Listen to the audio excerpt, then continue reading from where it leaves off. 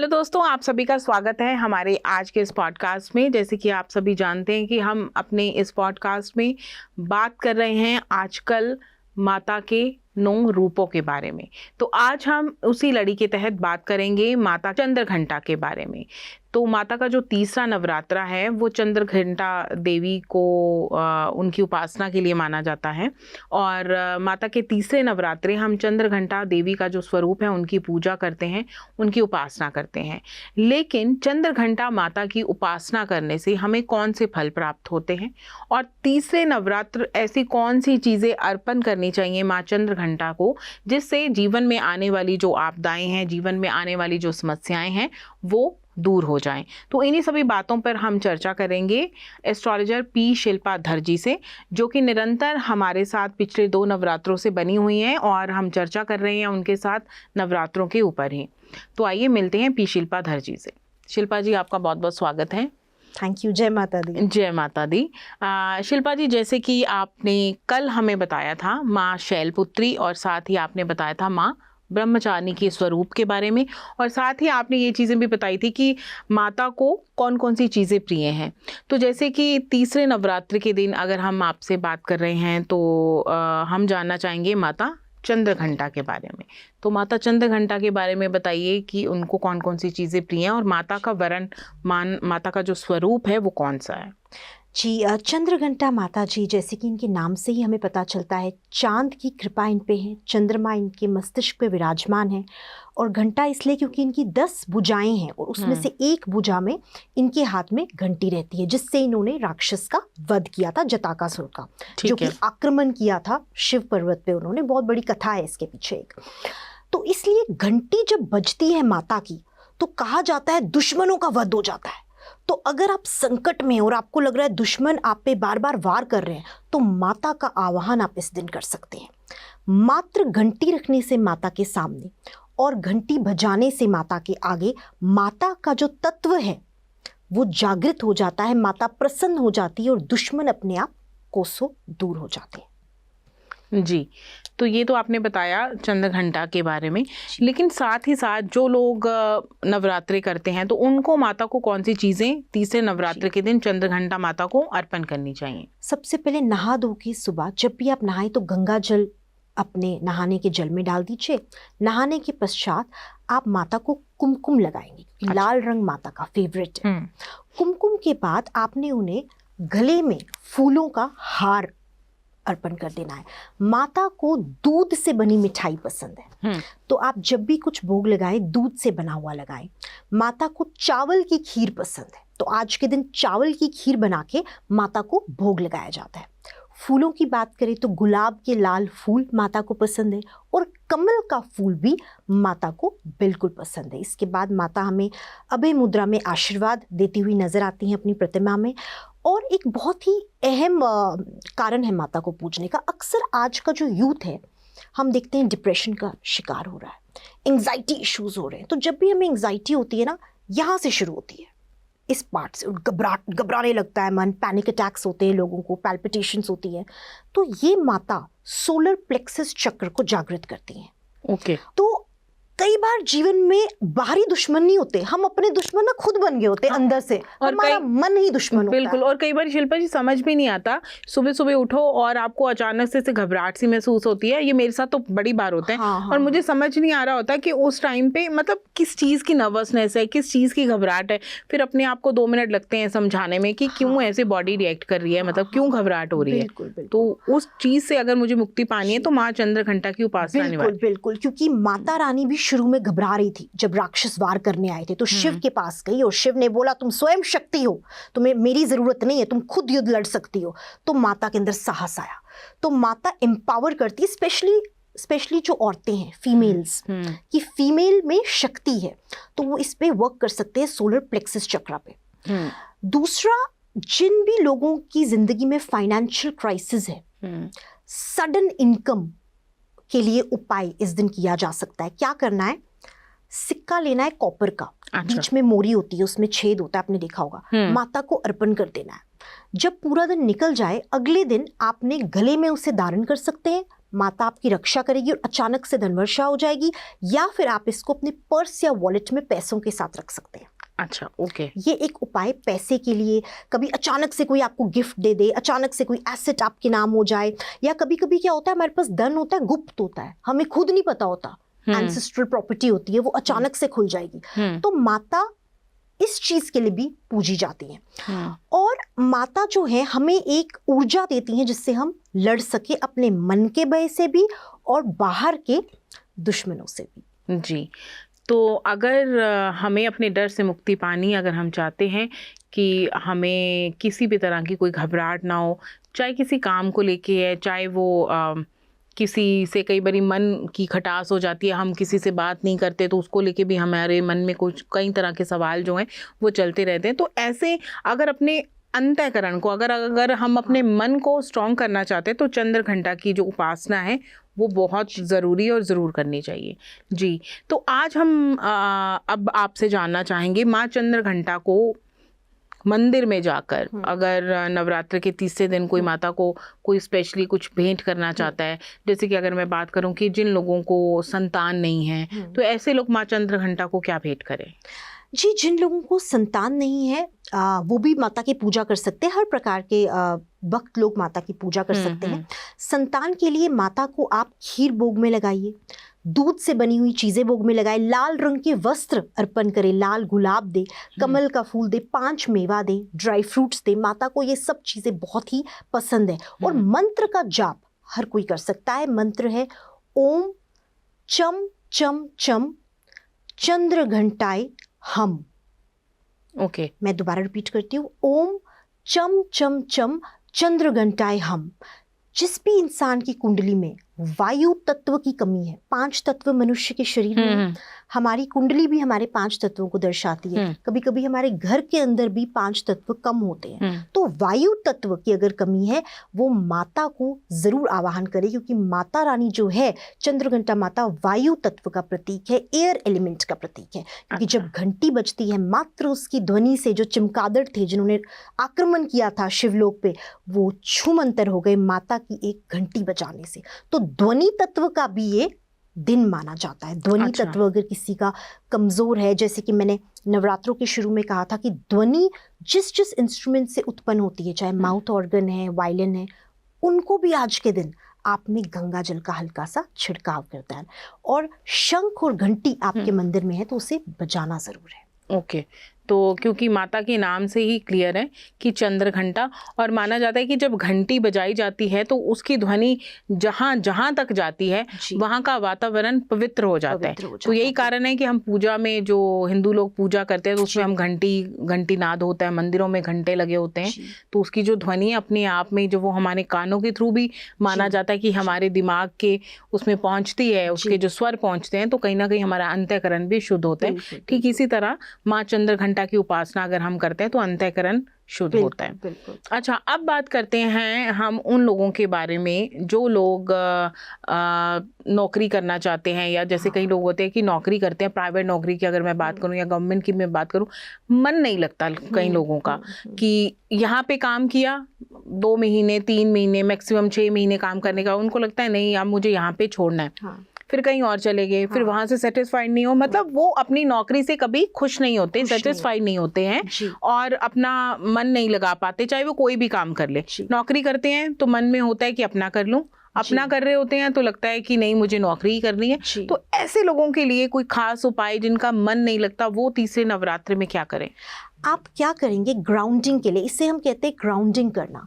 स्थिरता का प्रतीक होता है एक नौकरी में, एक व्यापार में टिके रहना। इसे हम कहते हैं ग्राउंडिंग वर्क। ये पृथ्वी तत्व से जुड़ा हुआ है क्योंकि धरती माँ जो है ग्राउंडेड है। आज के दिन आपने एक बीज को बोना है, आप उसे गमले में बो सकते हैं या अपने घर के बगीचे में, लेकिन घर की पेरिफेरी के अंदर होना चाहिए।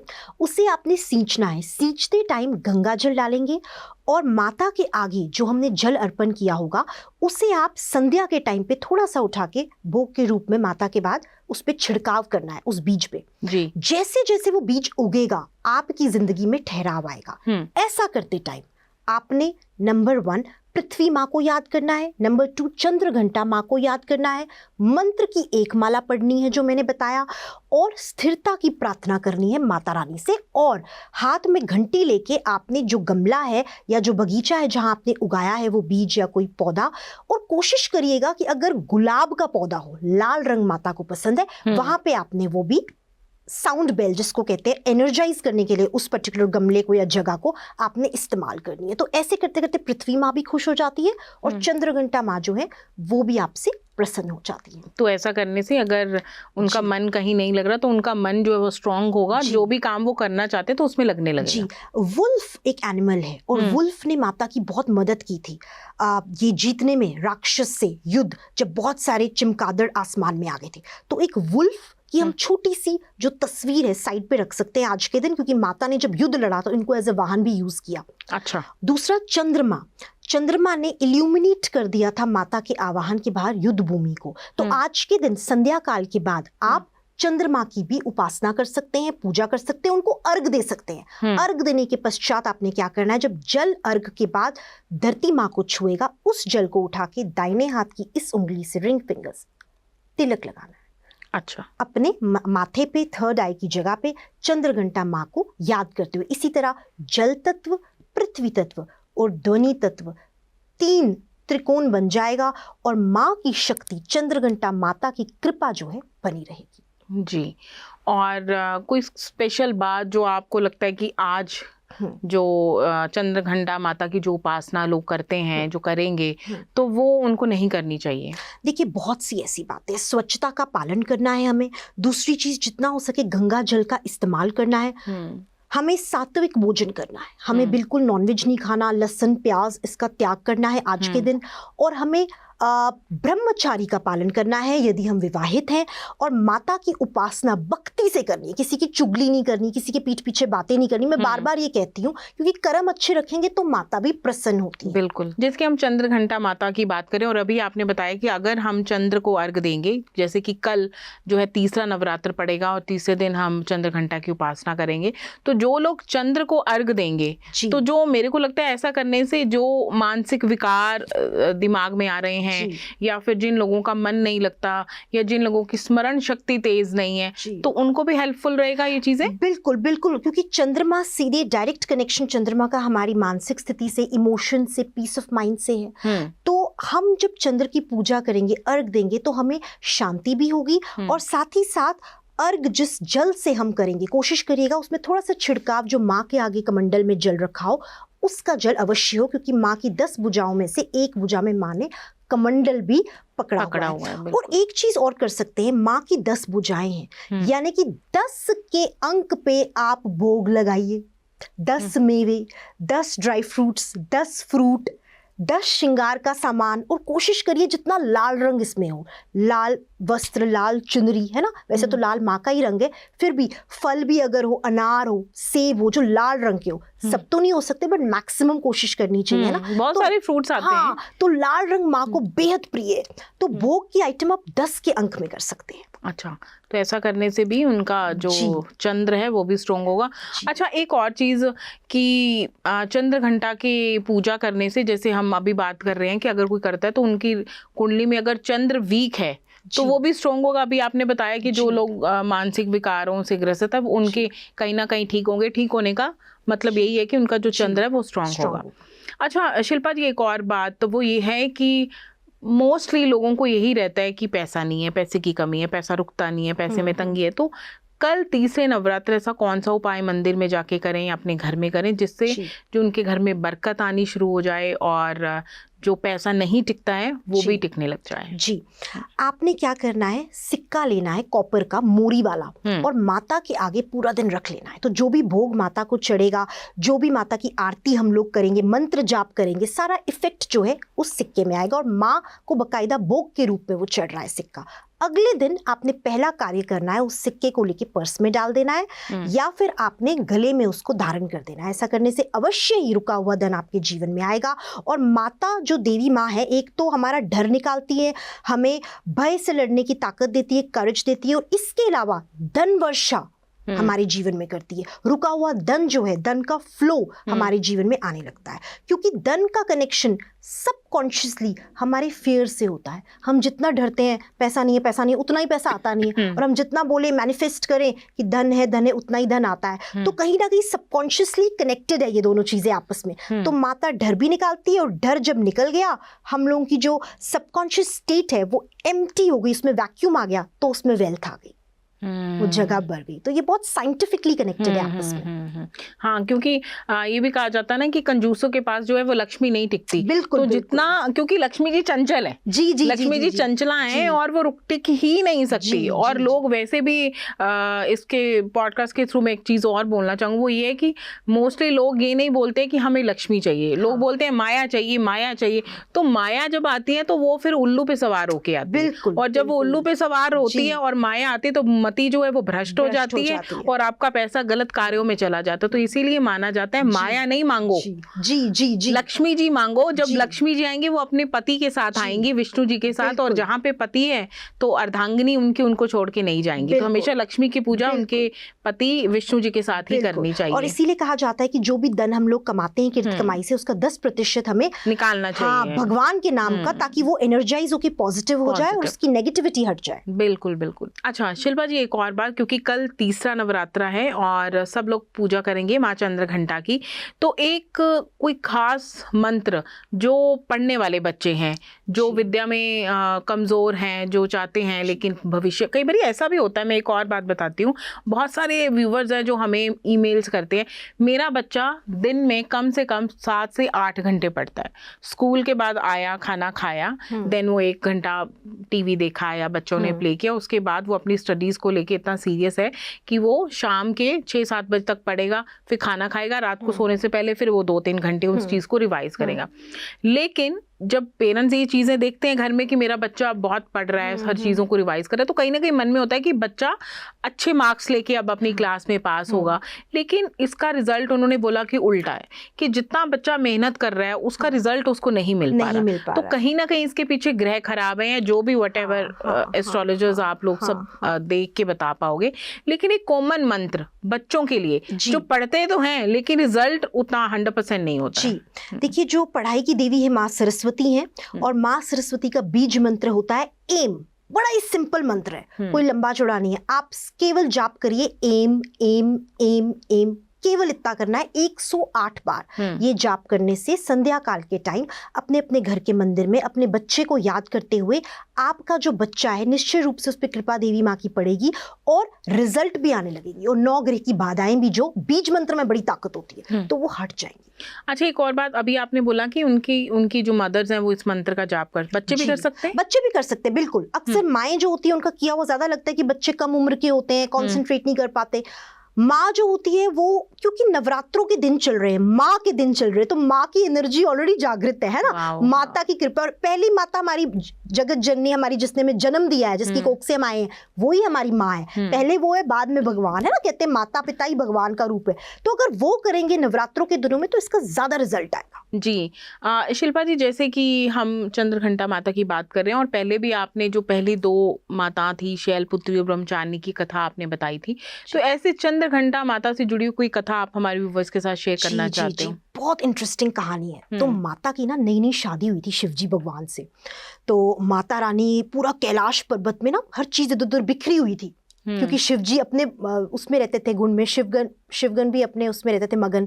तो माता रानी ने हर चीज साफ सुथरी तरीके से रख दी, एकदम स्वच्छता से पूरा सजा दिया। माता पे नजर थी राक्षस तारकासुर की। अब नजर क्यों की?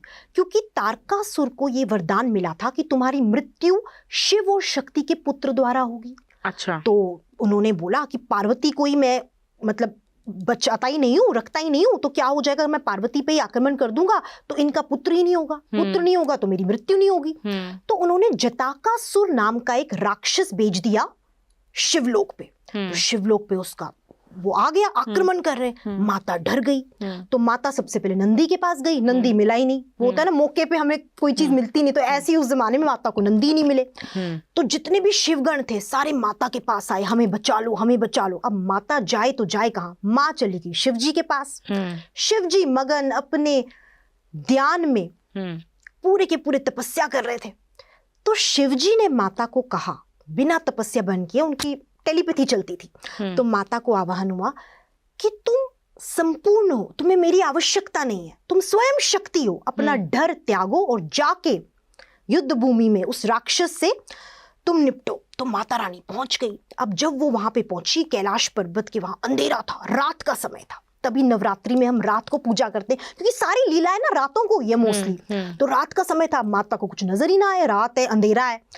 तो माता ने चंद्र भगवान का आवाहन किया। तो चंद्र भगवान आसमान में आए और चंद्र की रोशनी से इल्यूमिनेट कर दिया, लाइट अप कर दिया सारा का सारा युद्ध भूमि।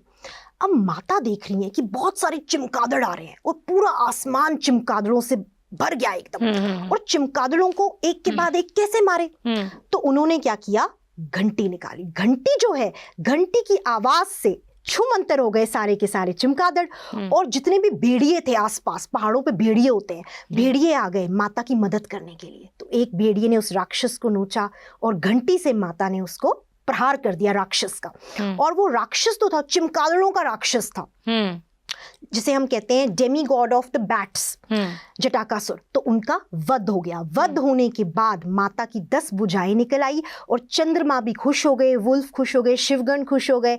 तो इसीलिए जो चंद्रघंटा माता है, शक्ति का वो स्वरूप है जो डर के ऊपर जीत, स्पेशली फॉर फीमेल्स।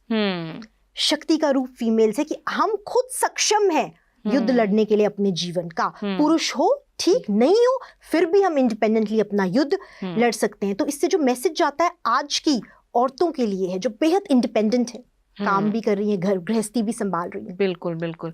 और अंत में हम यही बोलना चाहेंगे कि बेसिकली नवरात्रि शक्ति का पूजन तो है ही है, लेकिन ये पर्व है अपने आंतरिक शक्ति को उजागर करने का, अपनी आंतरिक शक्ति को समझने का, और अपनी पावर को समझने का कि आप क्या हैं, और नारी शक्ति को समझने का कि नारी सिर्फ नारी नहीं है, वो चाहे तो दुनिया को बदल सकती है। वो जब एक नारी, जैसे इस कथा से हमें पता चलता है कि जैसे आपने अभी सुनाई कि पार्वती जी जैसे कैलाश पे आई तो पूरा कैलाश अर्थव्यवस्था, तो उन्होंने सारी चीजें व्यवस्थित ढंग से रख दी, जिसकी जो जगह थी वहीं पे उन्होंने सारी चीजें रख दी। इस तरह नारी भी जब एक घर में आती है तो उस घर को स्वर्ग बना देती है, हर एक चीज जगह पे होती है, बच्चों को डिसिप्लिन सिखाना। तो नवरात्रि में तभी हम शक्ति की आराधना करते हैं। शक्ति मतलब हमारी माता दुर्गा तो है ही है, लेकिन नारी शक्ति, हमारी घर की बहू, बेटी, वो सब शक्ति का ही प्रतीक है। जी शिल्पा जी, बहुत सुंदर जानकारी आज आपने हमें चंद्रघंटा माता के बारे में दी। तो कल फिर हम आपसे मिलेंगे और जानेंगे माँ कूष्मांडा के बारे में, क्योंकि चौथे नवरात्र माँ कूष्मांडा की पूजा होती है। Thank you so much. Thank you. तो आज हमने शिल्पा जी से जाना कल जो तीसरा नवरात्र आने वाला है, जिसमें हम चंद्रघंटा माता की पूजा करेंगे, उनके बारे में, और साथ ही साथ उन्होंने कुछ ऐसे मंत्र भी बताए, अगर आप उन मंत्रों को करते हैं, जैसे कि बच्चों से रिलेटेड जो विद्या में कमज़ोर हैं, अगर वो बच्चे इन मंत्रों को करते हैं तो अवश्य कि वो विद्या में अच्छे हो जाएंगे। तो कल फिर मिलेंगे एस्ट्रोलॉजर पी शिल्पा जी से और जानेंगे कूष्मांडा माता के बारे में, क्योंकि चौथे नवरात्र को माँ कूष्मांडा की पूजा होती है, और साथ ही साथ जानेंगे माँ कूष्मांडा के दिव्य मंत्र, और कूष्मांडा को जो है बहुत शक्तिशाली माता भी माना जाता है, इसके पीछे क्या राज है, इन सभी बातों को जानने के लिए मिस मत कीजिए हमारा कल का पॉडकास्ट हेलो जिंदगी, इसी समय इसी चैनल पर। मिलते हैं कल फिर, तब तक के लिए बाय बाय।